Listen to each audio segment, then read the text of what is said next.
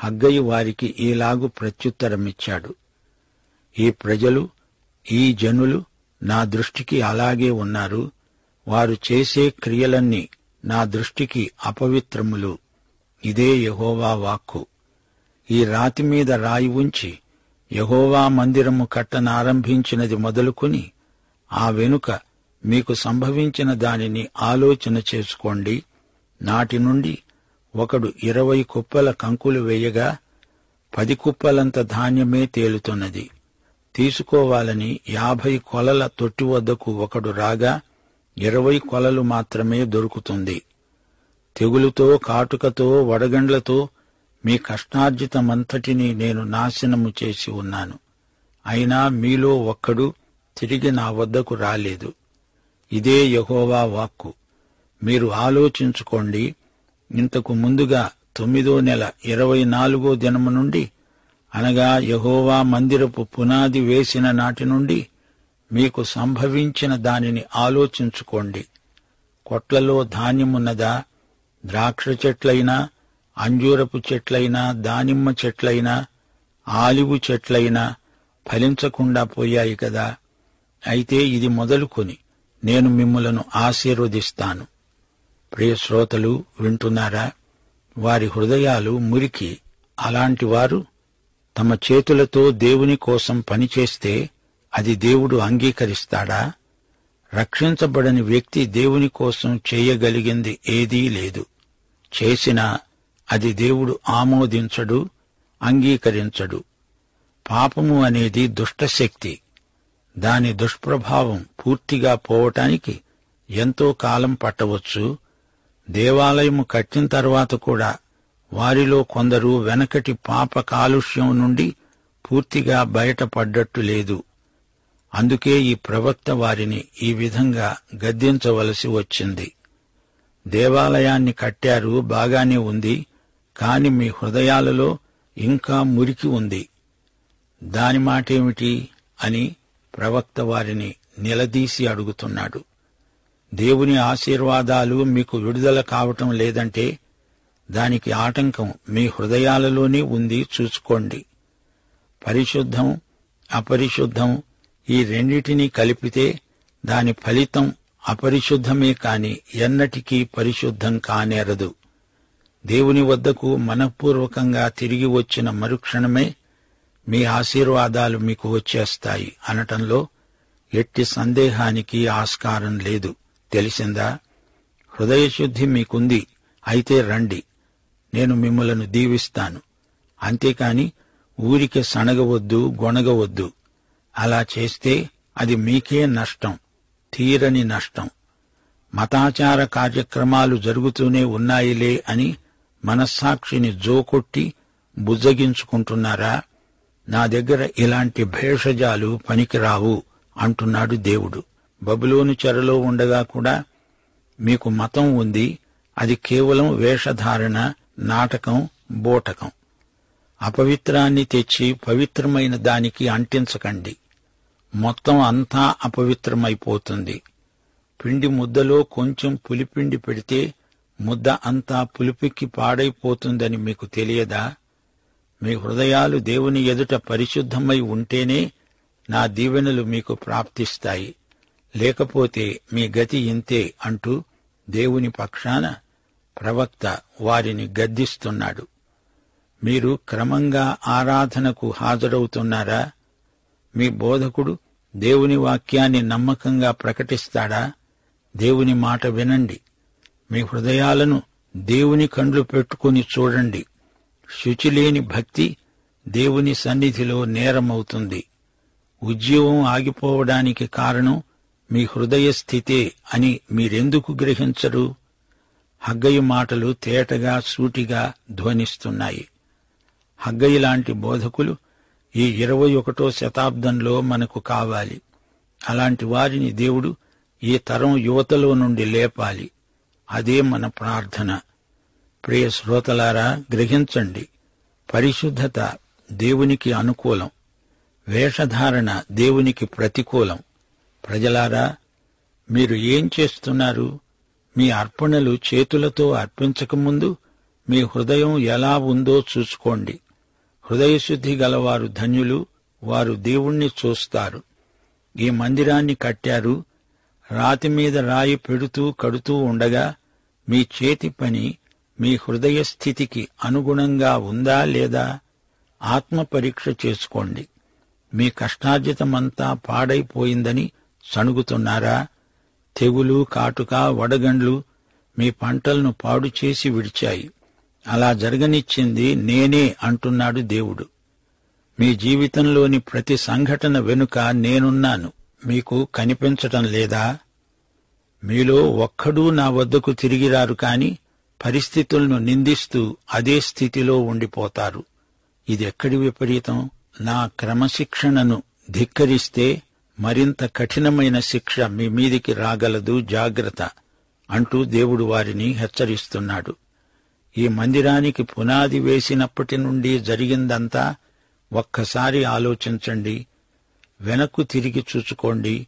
ఎందుకిలా జరిగింది అని నన్నడగండి, చెప్తాను. మీరు పశ్చాత్తప్తులైన నిమిషం నుండే నేను మిమ్ములను ఆశీర్వదించసాగుతాను. తెలిసిందా? హగ్గయి నోట వెలువడిన దేవుని నినాదాలు 2 ఈ అధ్యాయంలో ధ్వనిస్తున్నాయి.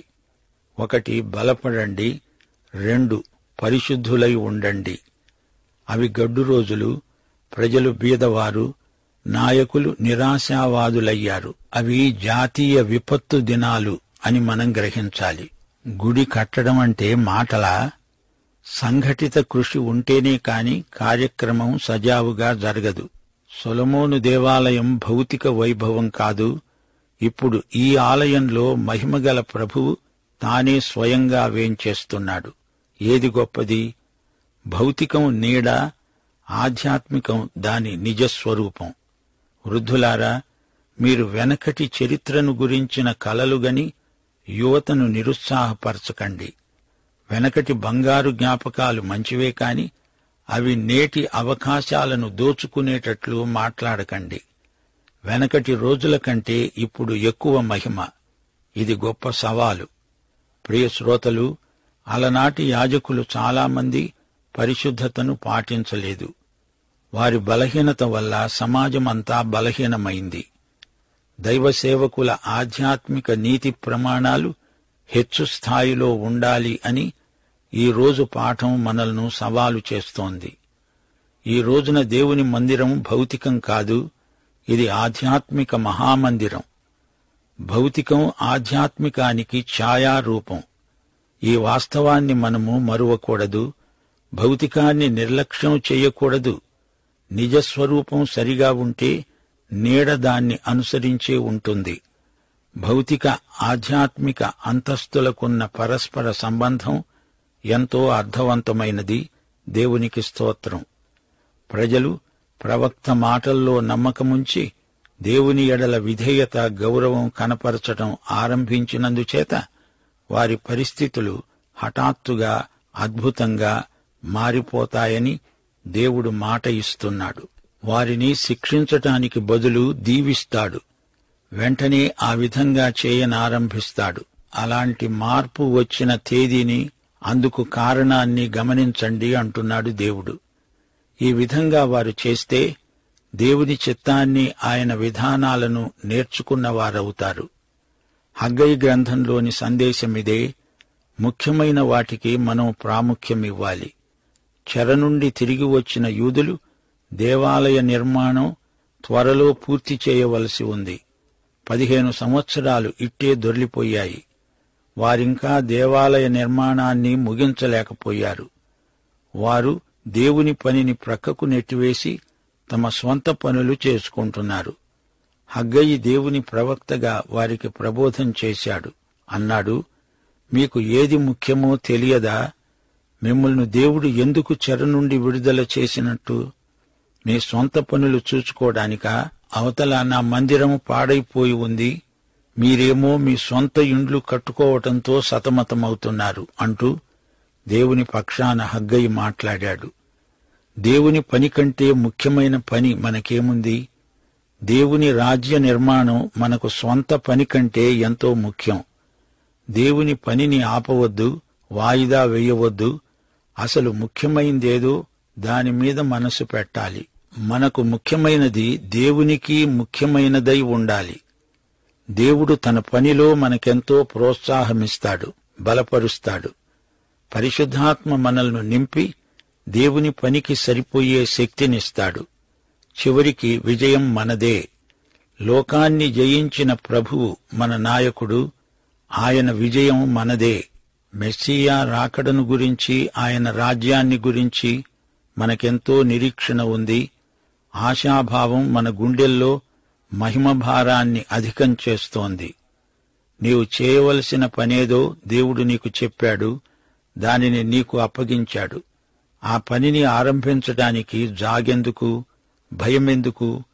ఆయన యందే అనంతమైన వనరులున్నాయి. అడిగితే ఆయన అవన్నీ మన కోసం విడుదల చేస్తాడు. నీకు అప్పగించబడిన పని త్వరగా చేసి ముగించడానికి కావలసిన ప్రోత్సాహము, ప్రోద్బలము దేవుడే అనుగ్రహిస్తాడు. దేవుడు తన దాసుల ద్వారా మనకు చేయవలసిన హెచ్చరికలు చేయిస్తాడు. దారి పొడుగునా దేవుని ఆత్మ మనలను ధైర్యపరుస్తూనే ఉంటాడు. శ్రోతలు, హగ్గయి ఒక ప్రవక్తగా మనకు ఎంతో సన్నిహితుడయ్యాడు.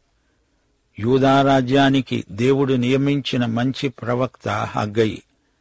క్రీస్తుపూర్వం 520 ప్రాంతంలో యూదులు బబులోను చెర నుండి వచ్చిన తరువాత హగ్గయి సేవ ప్రారంభమైంది.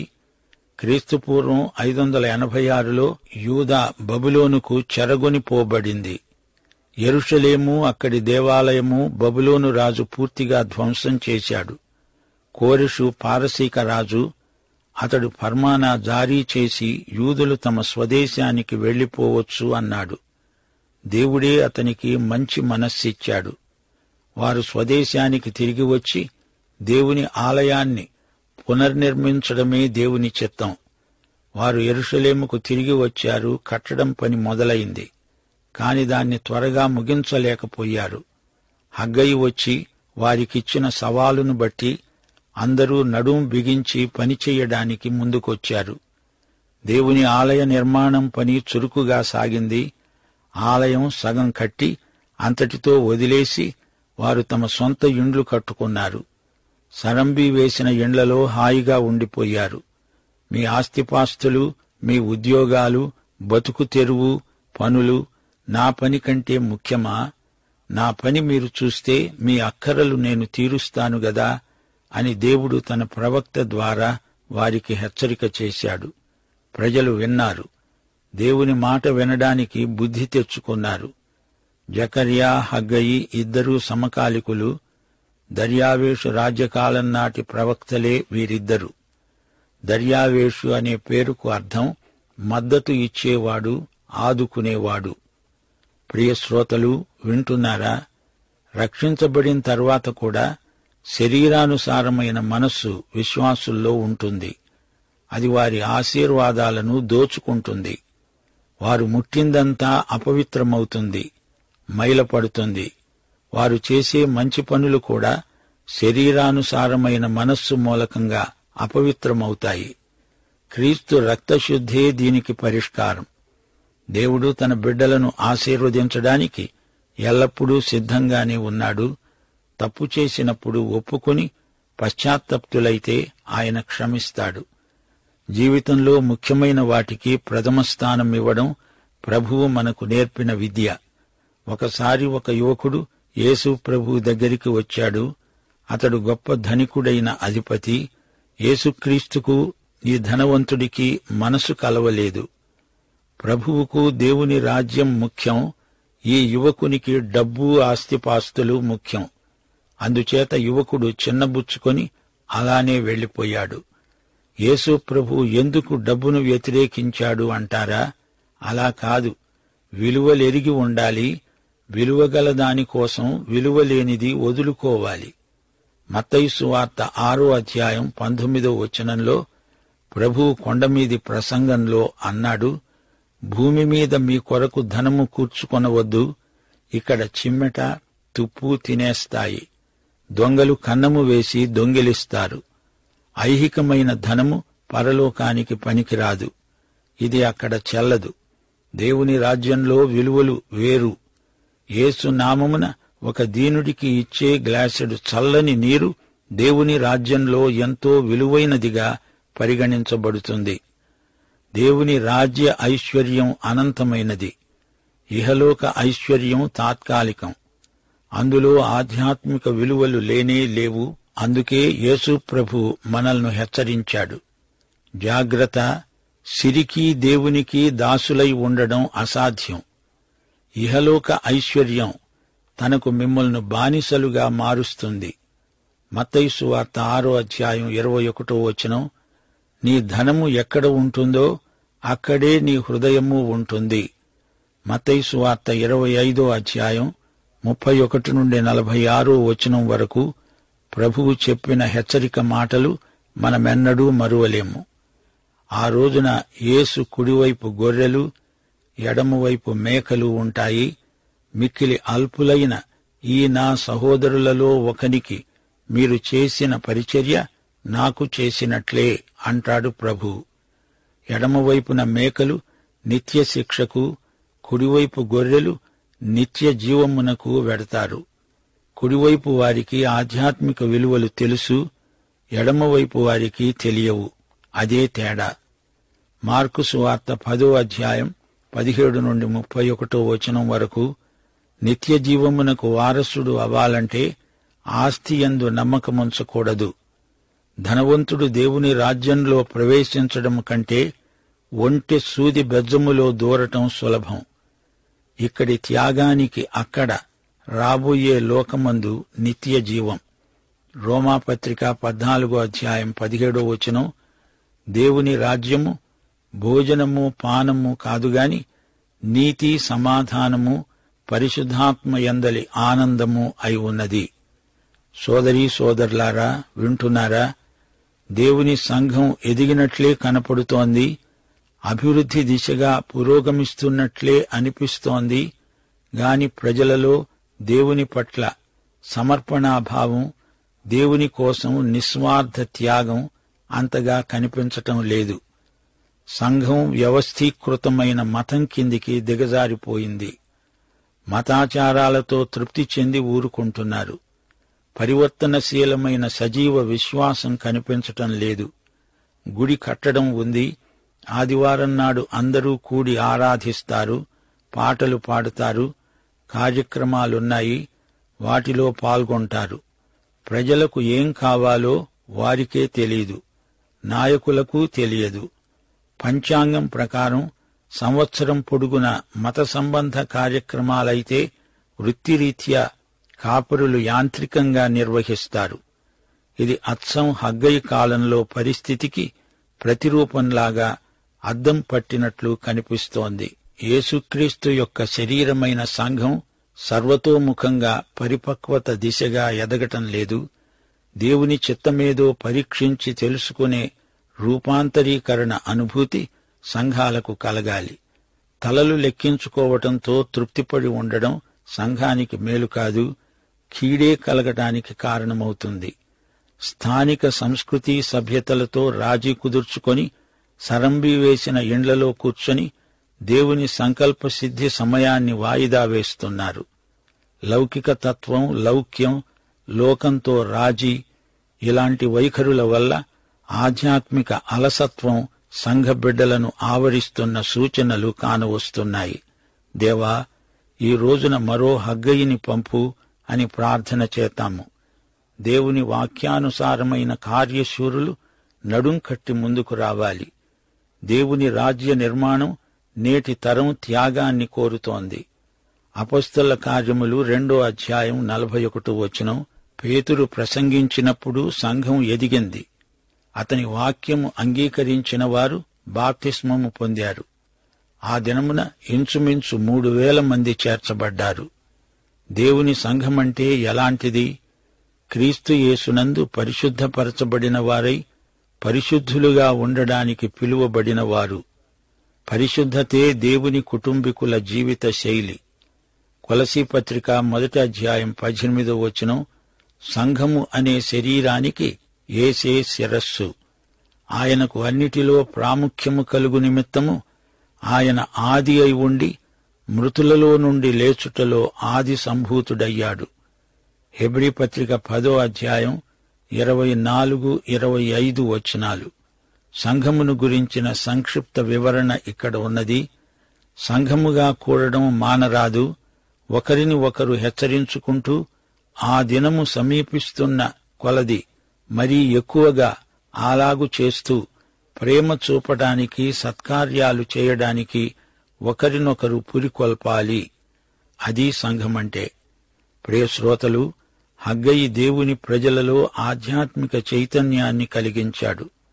వారిని ఆలయ నిర్మాణానికి ప్రోత్సహించాడు. అందరూ ఏకీభవించి ఆలయ నిర్మాణంలో పాల్గొన్నారు. జెరుబ్బాబెలు, యెహోషువ ఇద్దరూ కలిసి ప్రజలను నడిపించారు.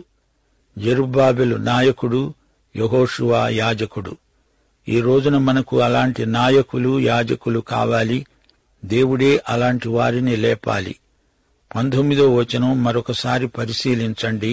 దేవుడన్నాడు, ఇది మొదలుకొని నేను మిమ్ములను ఆశీర్వదిస్తాను. ప్రజలలో గొప్ప పరివర్తన కలిగింది. దేవుని అధికారాన్ని వారు గుర్తించారు. తమ పనులను అవతల పెట్టేశారు. దేవుని మహిమార్థమై ఆలయ నిర్మాణానికి పూనుకున్నారు. ఎజ్రా గ్రంథం 6వ అధ్యాయం 14వ వచనం, ఇశ్రాయేలీయుల దేవుని ఆజ్ఞ ప్రకారం వారు కట్టిస్తూ కోరెషు, దర్యావేషు, అర్తహషస్త అనే పారసీక రాజుల ఆజ్ఞ చొప్పున ఆ పని సమాప్తి చేశారు. దేవునికి స్తోత్రం. దేవుడన్నాడు, ఇది మొదలుకొని నేను మిమ్మల్ని ఆశీర్వదిస్తాను. ఆ నెల 24వ దినాన యెహోవా వాక్కు హగ్గయికి మరల ప్రత్యక్షమై సెలవిచ్చినదేమనగా, యూదా దేశపు అధికారి అయిన జెరుబ్బాబెలుతో అను, ఆకాశమును భూమిని నేను కంపింపచేస్తాను. రాజ్యముల సింహాసనములను నేను క్రింద పడేస్తాను. అన్యజనుల రాజ్యములకు కలిగిన బలమును నాశనం చేస్తాను. రథములను, వాటిని ఎక్కిన వారిని క్రింద పడేస్తాను. గుర్రములు, రౌతులు ఒకరి ఖడ్గము చేత ఒకరు కూలుతారు. నా సేవకుడవు, షయల్తీయేలు కుమారుడవు అయిన జెరుబ్బాబెలు, నేను నిన్ను ఏర్పరచుకొని ఉన్నాను గనుక ఆ దినమున నేను నిన్ను తీసుకొని ముద్ర ఉంగరముగా చేస్తాను. ఇదే సైన్యములకు అధిపతి అయిన యెహోవా వాక్కు. 24వ తేదీ అంటే డిసెంబరు 24. అదే రోజు హగ్గయి గత సందేశం ప్రకటించాడు. 2 సందేశాలు ఒకే రోజు ప్రకటించాడేమిటి అంటారా? కాలము సంకుచితమై ఉంది, వేరే చోటికి వెడుతున్నాడేమో, అందుకని 2 సందేశాలు ఒకే రోజు ప్రకటించాడు. దేవుడంటున్నాడు, ఇదిగో హగ్గయి, నీవు వెళ్లి యూదా అధిపతి అయిన జెరుబ్బాబెలుతో చెప్పు. జెరుబ్బాబెలు ప్రభుత్వ ఉద్యోగి. అతడు దావీదు రాజవంశానికి చెందినవాడు. దేవుడు ప్రవక్త ద్వారా జెరుబ్బాబెలుతో మాట్లాడుతున్నాడు. భూమి ఆకాశములను నేను కదిలించబోతున్నాను. అన్య రాజుల రాజ్య బలాన్ని నాశనం చేస్తాను. ఇది రాబోయే మహాశ్రమల కాలం. 6-7 వచనాలలో కూడా ఆయన ఇంతకు ముందే అన్నాడు, ఇక కొంతకాలము ఇంకొక మారు ఆకాశమును, భూమిని, సముద్రమును, నేలను నేను కదిలిస్తాను. అన్యజనులందరినీ కదిలిస్తాను. అన్యజనులందరి ఇష్ట వస్తువులైన బంగారము, వెండి తేబడతాయి. అన్యజనులు రథాలను చూచుకొని అతిశయిస్తారు. వాటిని నేను తొలగిస్తాను. అంతేకాదు, నేను రాజ్యములను, సింహాసనాలను పడద్రోస్తాను. రథాలను కూలదోస్తాను. రథాలెక్కిన రాజులను పడదోస్తాను. ఇది మహాశ్రమల కాలాన్ని గురించిన ప్రవచనం. వారు రథాలను నమ్ముకున్నారు. ఆ రథాలను నేను తుత్తునియలు చేస్తాను.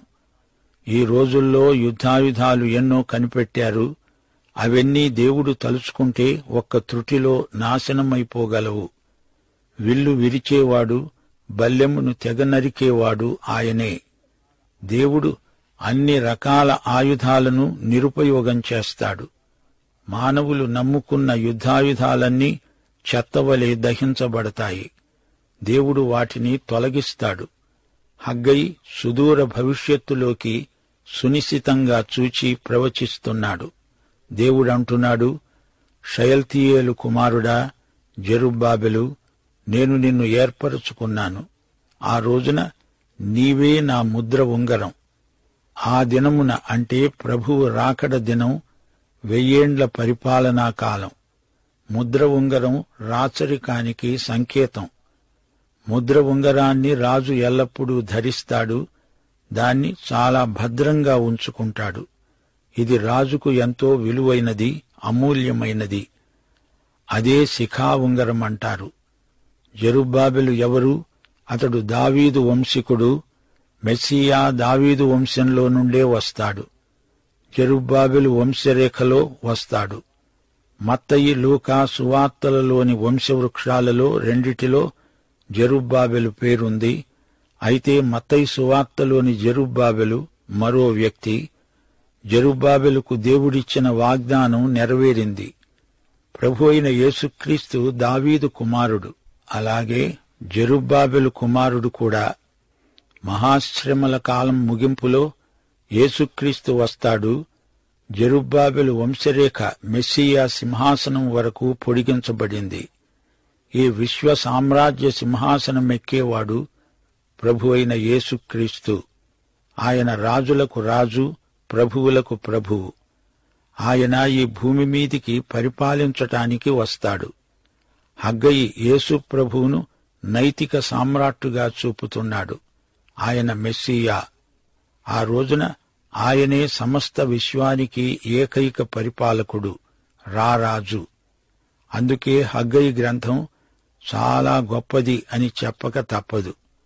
హగ్గయి కాలంలో నిర్మించబడిన దేవాలయం పేరు జెరుబ్బాబెలు ఆలయం. భౌతికంగా చూడటానికి అంత వైభవంగా కనిపించదు గాని మెస్సియా అందులోకి స్వయంగా వచ్చే ఆలయం అది. గనుక ఈ ఆలయానికి అదే ప్రత్యేకాకర్షణ. ఆ మందిరాన్ని నా మహిమతో నింపుతాను అంటున్నాడు దేవుడు. హగ్గయి చిన్న గ్రంథం, కాని ఇందలి సందేశం ఎంతో గొప్పది. ఈ గ్రంథంలో ప్రజాజీవితంలో ఉజ్జీవం, ప్రజల సామూహిక ఆరాధనోత్సాహం మనోజ్ఞంగా చిత్రించబడ్డాయి. మనము విశ్వసనీయులమై నిర్మలమైన మనస్సాక్షితో పనిచేస్తాము. ఎవరి పని ఎలాంటిదో నిర్ణయించేవాడు మన ప్రభువు.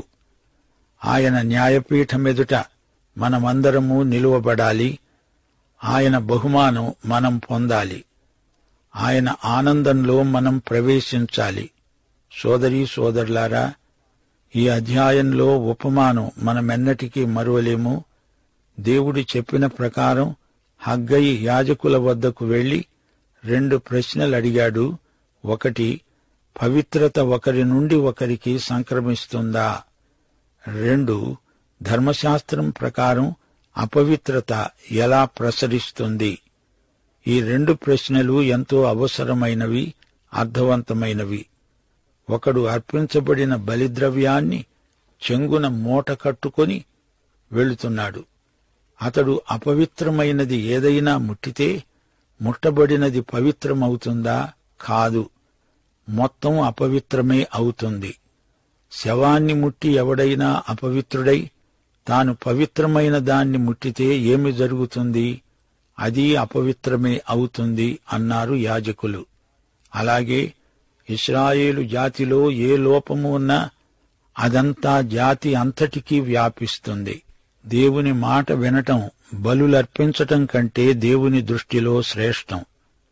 ఈ జాతిలో పొడసూపిన ఈ అపవిత్రత జాతి మొత్తాన్ని అపవిత్రం చేస్తుంది అని దేవుడు ఈ ఉపమానం ద్వారా బోధించాడు. మంచి చెడు మిశ్రమమంతా చెడే అవుతుంది. మంచి చెడ్డల తెలివి పాపుల పట్ల చెడుగు వైపునకే మొగ్గుతుంది. 23వ వచనంలో షయల్తీయేలు కుమారుడైన జెరుబ్బాబెలు పేర్కొనబడ్డాడు. దేవుని పిలుపు ఒక విశ్వాసి జీవితంలో ఎంతో ముఖ్యం. జెరుబ్బాబెలు, నేను నిన్ను ఏర్పరచుకున్నాను అన్నాడు యెహోవా. దేవుని పిలుపు, ఏర్పాటు లేనిదే ఎవరూ సేవ చెయ్యలేరు, నిలకడగా దేవుని సేవలో ఉండలేరు.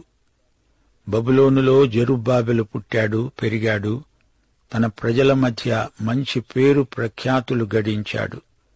కోరెషు అతణ్ణి ఎంతో అభిమానించాడు. వీటన్నిటికీ తోడు అతనికి మంచి తలాంతులెన్నో ఉన్నాయి. ఇదంతా దేవుని పిలుపులో భాగమే అని గుర్తించాలి. బంగారము నాది, వెండి నాది అంటున్నాడు దేవుడు. 9వ వచనంలో దేవుని సమాధానం పేర్కొనబడింది. ఈ స్థలమందు నేను సమాధానమనుగ్రహిస్తాను. చిట్టచివరికి 20 నుండి 23వ వచనం వరకు హగ్గై తన సందేశమిస్తూ రాబోయే గొప్ప విప్లవాలను పేర్కొన్నాడు. భూకంపం వస్తుంది, భూమిని కంపింపచేసిన వాడు యెహోవాయే. ఆకాశం కంపిస్తుంది, సింహాసనాలు కూలిపోతాయి, రాజ్యాలు సమూల ధ్వంసమైపోతాయి, యుద్ధ రథాలు ధ్వంసమవుతాయి, గుర్రాలపై రౌతులే పరస్పరం ఒకరినొకరు చంపుకుంటారు. మానవ చరిత్రలో ఇట్టి సంఘటనలు మామూలే. రాజ్యాలు లేస్తాయి, పడిపోతాయి. రాజకీయంగా పలు దేశాలలో విప్లవాలు చెలరేగాయి. మంచి చెడుగు ఈ రెండిటి మధ్య నిరంతర పోరాటం ప్రవర్తిల్లుతూనే ఉంది. సత్యానికి అసత్యానికి మధ్య నిరంతర పోరాటం జరుగుతూనే ఉంది. దేవుడు ఎల్లప్పుడూ సత్యం పక్షాన ఉన్నాడు. సత్యమే జయిస్తుంది. ఈ పోరాటంలో దేవుడు తన బిడ్డలతోనే ఉంటాడు. జెరుబ్బాబెలు లాంటి వారిని దేవుడు ఏర్పరచుకుంటాడు, వాడుకుంటాడు. దేవాలయ పునర్నిర్మాణంలో దేవుడు తన సేవకుడైన జెరుబ్బాబెలును ఘనంగా వాడుకున్నాడు. జెరుబ్బాబెలు దేవుని ముద్ర ఉంగరం. రాజముద్ర ఆ ఉంగరం మీద ఉంటుంది. దేవుని ఆభరణాలే ఈ దైవ సేవకులు. ముద్ర ఉంగరం అధికారాన్ని సూచిస్తుంది. అసత్యాన్ని ఎదిరించడానికి, సత్యం పక్షాన నిలవడానికి అధికారం దేవుడిచ్చిందే. ఇట్టి సేవకులకు దేవుడు ఆశ్రయము, దుర్గము. ఆపత్కాలమందు నమ్ముకోదగిన సహాయకుడాయన. ఈ రెండో దేవాలయం ఎంత ప్రాముఖ్యమైనదో హగ్గయి వివరించాడు. రాబోయే దినాలలో మహోజ్వలమైన అనుభవం వారికి కలుగుతుంది. పర్ణశాలల పండగ వచ్చింది. అది పంటను సమకూర్చుకునే పండగ. ఆ సమయంలో వారికి చాలినంత ఫలసాయం రాలేదు. నిరుత్సాహపడ్డారు. వెనకటి కట్టడం సొలొమోను మందిరం, దాని వైభవాన్ని వృద్ధులు తలపోసుకొని ఈ దేవాలయం దానికంటే తీసికట్టు అన్నప్పుడు దేవుని నిర్మాతలలో నిరుత్సాహం కలిగింది. హగ్గయి వారి నిరుత్సాహాన్ని పోగొట్టాడు. సువర్ణయుగం రాబోతుందని సూచించాడు. విశ్వసనీయులకు, సత్యప్రియులకు గొప్ప భవిష్యత్తు ఉంది. సైన్యములకు అధిపతి అయిన యెహోవా సన్నిధి వారికుంటుంది అనే హామీ ఇచ్చాడు దేవుడు. 5వ వచనంలో దేవుడు తన నిబంధనను జ్ఞాపకం చేశాడు. మీరు ఈజిప్టు దేశములో నుండి వచ్చినప్పుడు నేను మీతో చేసిన నిబంధన జ్ఞాపకం చేసుకోండి అన్నాడు. ఈ కడవరి మందిరము యొక్క మహిమ మునుపటి మందిరము యొక్క మహిమను మించుతుంది అన్నాడు. ఈ స్థలమందు సమాధానము నిలుస్తుంది. మంచి రోజులు ముందున్నాయి. ప్రజల సౌశీల్యం రాణిస్తుంది. ప్రతి ఒక్కరి నాలుక కొనపై సత్యం ఉంటుంది. ప్రతి ఒక్కరి జీవితానికి పరిశుద్ధమైన సుగుణం, అలంకారం, ఆభరణమై ఆకర్షణీయమై వెలుగొందుతుంది. పరలోక ఫలములైన ప్రేమ, సంతోషం, సమాధానం, దీర్ఘశాంతం, దయాళుత్వం, మంచితనం, విశ్వాసం, సాత్వికం, ఆశానిగ్రహం సమృద్ధిగా కానవస్తాయి. ప్రతి ఒక్కరి హృదయంలో సైన్యములకు అధిపతి అయిన యెహోవా నివాసముంటాడు. ప్రియ శ్రోతలు, వింటున్నారా? మెస్సియా రాకడ నిరీక్షణ హగ్గయి ప్రవచనాలలో ద్యోతకమవుతుందని వేరే చెప్పనక్కర్లేదు. ఆదాము హవ్వల పతనం నుండి మోషే మరణం వరకు, ఆదికాండం 3వ అధ్యాయం 15వ వచనం నుండి ఆదికాండం 12వ అధ్యాయం 3వ వచనం వరకు ఒక సరళ రేఖ గీయండి. ధర్మశాస్త్ర ప్రదాత, అధిపతి, విమోచకుడైన మెస్సియాను మోషే ప్రవచించాడు. ద్వితీయోపదేశకాండం 18వ అధ్యాయం 15వ వచనం. యెహోవా మీ మధ్యను నా వంటి ప్రవక్తను మీ సహోదరులలో మీ కొరకు పుట్టిస్తాడు. ఆయన మాట మీరు వినాలి. దావీదు, సొలొమోను రాజుల కాలంలో మెస్సియా రాజ్య భావన పరిణతి చెందింది. దావీదు మెస్సియా కీర్తనలెన్నో రచించాడు. యెషయా నుండి మలాకీ వరకు మెస్సియా అవతారం, శిలువ శ్రమలు తేటగా ప్రవచించబడ్డాయి. హగ్గయి 2వ అధ్యాయం 6 నుండి 9వ వచనం వరకు మెస్సియా రాకడ వాగ్దానాలున్నాయి. నేటి క్రైస్తవ యుగపు వెలుగులో హగ్గయి ప్రవచనాలలో మెస్సియా రెండో రాకడ భావన మరీ తేటగా కనపడుతుంది. అన్య ప్రజలందరూ తమ ఇష్ట వస్తువులు అనగా వెండి, బంగారం తెస్తారు. దేవుడు జాతులను కదిలిస్తాడు. వారు తమ వెండి బంగారాలను తెస్తారు. అదంతా ఆయనకు వారు తెచ్చే నజరానాలు. అప్పటి యూద యుగంలో ఈ ప్రవచనాలు ఎలా నెరవేరాయో చూస్తే ఆశ్చర్యమనిపిస్తుంది. పారసీకాన్ని గ్రీసు జయించింది. అలెగ్జాండరు మరణంతో గ్రీసు ముక్కలుగా చీలిపోయింది. ఆ తరువాత తూర్పు ప్రపంచమంతా రోముకు వశమైపోయింది. ఇదంతా జరుగుతూ ఉండగా యూదులు అభివృద్ధి చెందారు. అన్యులు కూడా వచ్చి వారి అభిష్ట వస్తువులు, కానుకలు తెచ్చారు. రాను రాను సమాజ మందిరాలలో వాక్య పఠన క్రమంగా జరుగుతూ వచ్చింది. మెస్సియా ప్రవచనాలలో చాలా భాగం ఇందులో నెరవేరింది. తూర్పు దేశపు రాజులు ఆయనకు నజరానాలు తెచ్చారు గదా. హగ్గయి యేసుక్రీస్తు రెండో రాకడను చూచి ప్రవచించాడు. దేవునికి స్తోత్రం. శ్రోతలు, ముగింపులో ఈ అధ్యాయంలో 20 నుండి 22 వచనం వరకు మరోసారి పరిశీలించండి. హగ్గయి చేసిన మరో ప్రసంగమిది. ఇందలి ప్రవచనం ఇంకా నెరవేరవలసి ఉంది. దేవుడు ఆకాశాన్ని, భూమిని కదిలించడం, లోకంలోని జాతులన్నిటికీ తీర్పు, రాబోయే మహాశ్రమల కాలమే. సింహాసనాలన్నీ అంతరించగా ఆ స్థానంలో మెస్సియా సింహాసనం స్థిరపరచబడుతుంది. దానియేలు గ్రంథంలోని రాయి చెక్కబడని రాయి. అది పైనుండి వచ్చి రాజ్యాలన్నిటిపై పడుతుంది. నెబుకద్నెజరు స్వాప్నిక విగ్రహం దుమ్ము ధూళి అయిపోయింది.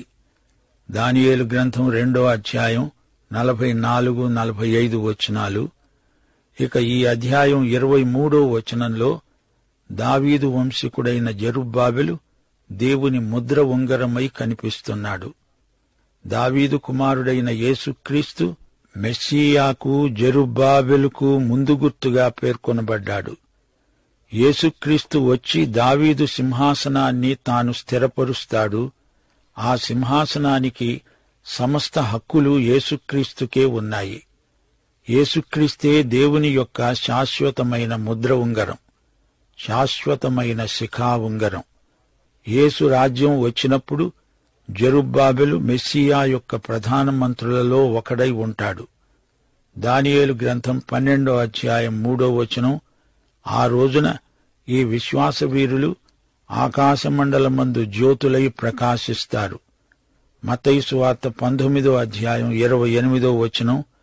ప్రపంచ పునఃస్థితి స్థాపనమందు మనుష్య కుమారుడు తన మహిమగల సింహాసనము మీద ఆసీనుడై ఉండినప్పుడు నన్ను వెంబడించిన మీరు 12 సింహాసనముల మీద ఆసీనులై ఇశ్రాయేలు 12 గోత్రముల వారికి తీర్పు తీరుస్తారు. దేవుడు ప్రజలకు ప్రవక్త ద్వారా సాధారణ సందేశం ప్రకటించాక జెరుబ్బాబెలుకు పంపిన ప్రత్యేక సందేశమే ఈ చివరి పాఠం. దీనితో హగ్గయి గ్రంథం ముగుస్తుంది. జెరుబ్బాబెలు గొప్ప ప్రజానాయకుడు, యెహోషువ గొప్ప యాజకుడు. ఈ ఇద్దరిని ప్రవక్త వ్యక్తిగతంగా హెచ్చరించాడు. శత్రువులు ఎంత దూరాన ఉన్నా, ఎంత దగ్గరగా ఉన్నా జెరుబ్బాబెలు భయపడనక్కర్లేదు. పరలోక సేనల అధిపతి ప్రపంచ సైన్యాలన్నిటినీ తన అదుపులో, ఆధీనంలో ఉంచుకునేవాడు జెరుబ్బాబెలుకు హామీ ఇస్తున్నాడు. జెరుబ్బాబెలు దేవుని ముద్ర ఉంగరం లాంటివాడని యెహోవాయే ప్రకటించాడు. ఈ గ్రంథం మొత్తంలో 2 ప్రాముఖ్యమైన వచనాలను మనం గుర్తించాలి. హగ్గయి 2వ అధ్యాయం 12వ వచనం, ఆ తరువాత 2వ అధ్యాయం 23వ వచనం. లోకంలో మంచి చెడు రెండూ పెరుగుతున్నాయి. ప్రతిష్ఠితం అప్రతిష్ఠితం, పరిశుద్ధం అపరిశుద్ధం, ఆమోదయోగ్యం నిషిద్ధం, ఈ విధంగా 2 వాస్తవాలు సమానాంతరంగా లోకంలో విజృంభించడం చేదు నిజం. పాపము ఎక్కడ విస్తరించిందో అక్కడ కృప అపరిమితంగా విస్తరించింది. అందుకని పాపమందు నిలిచి ఉంటామా? అట్లనరాదు. మంచి చెడు ఈ రెండిటిలో దేనికి అంటుగుణం ఉంది? పాత నిబంధన వ్యవస్థలో దేవునికి అర్పించబడిన బలిమాంసం పరిశుద్ధం, కాని అది ప్రత్యేకమే అయినా దాని పరిశుద్ధత స్పర్శ ద్వారా వేరే వస్తువులకు ప్రసరించదు, అంటదు. అయితే అపవిత్రుడు తన అశుచిని ప్రసారం చేస్తాడు. స్పర్శ ద్వారా అంటు వ్యాపిస్తుంది. ఆరోగ్యం ప్రసరించదు గాని రోగం బలంగా ప్రసరిస్తుంది. అది పాత నిబంధన. అనగా పాత నిబంధనలో చెడుగు వ్యాపించింది గాని మంచి అలా వ్యాపించలేదు. వారు అవిధేయులై దేవాలయాన్ని నిర్మించకుండా అలానే ఉండిపోయారు. ఈ బలహీనత జాతి అంతటా ప్రసరించింది. అదొక అంటువ్యాధిలాగా వేగవంతంగా వ్యాప్తి అయి జాతి మొత్తాన్ని దుష్ప్రభావానికి గురిచేసింది. వారిలో మిగిలి ఉన్న కొంచెం మంది కూడా పాడైపోయారు. మరో విశేషం, 78 సంవత్సరాలకు ముందు బబులోను రాజు యెహోయాకీనును చెరగొనిపోయాడు. అప్పుడు యెహోయాకీనును దేవుడు విసర్జించాడు అన్నాడు యిర్మీయా 22వ అధ్యాయం 24వ వచనం.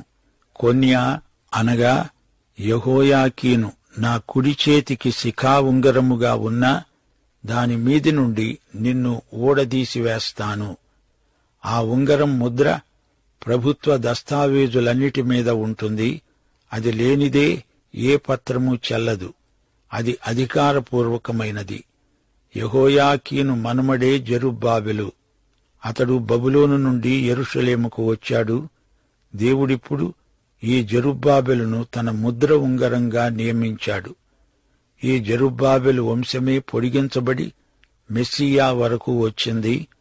దావీదు కుమారుడైన యేసుక్రీస్తు వచ్చి రాజ్యం స్థాపించినప్పుడు ఈ ప్రవచనం యొక్క పూర్తి నెరవేర్పు అందరూ చూస్తారు. యేసే దేవుని ముద్ర ఉంగరం. ఈ ముద్ర మరెన్నటికీ చెరిగిపోని రీతిగా మానవతపై ముద్రించబడుతుంది. దేవునికి స్తోత్రం. మన ప్రభువు రక్షకుడు అయిన యేసుక్రీస్తు వారి శాశ్వత కృప, తండ్రి అయిన దేవుని అపార ప్రేమ, పరిశుద్ధాత్మ నిత్య సహవాసము మనకందరికీ తోడై ఉండునుగాక. ఆమేన్.